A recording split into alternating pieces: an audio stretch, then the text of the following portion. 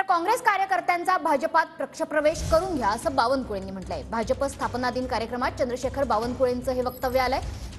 कार्यालयातील भाजपचे दुपट्टे कमी पडतायत, इतके पक्षप्रवेश सुरू आहेत अशी प्रतिक्रिया सुद्धा बावनकुळेंनी नोंदवली आहे।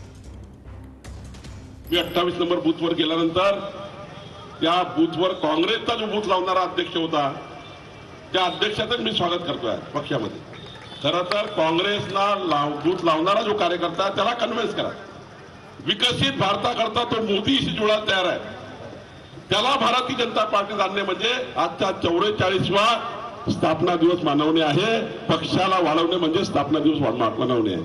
आणि म्हणून जे जे तुमच्या संपर्कात काँग्रेस पार्टीमध्ये असतील, जे जे तुमच्या संपर्कात विरोधी पक्षामध्ये असतील, त्या सर्वांना भारतीय जनता पक्षामध्ये आज पक्षप्रवेश करून घेणे हेच आपल्याकरता आज महत्वाचा दिवस आहे। विकसित भारताच्या संकल्पाला साथ देण्याकरता मोदींच्या नेतृत्वामध्ये बूथवर सुद्धा अनेक कार्यकर्ते पक्षामध्ये यायला तयार आहेत। रोज पक्षप्रवेश होतोय, रोज भारतीय जनता पार्टीचा विस्तार होतोय, रोज रोज पक्ष वाढतोय।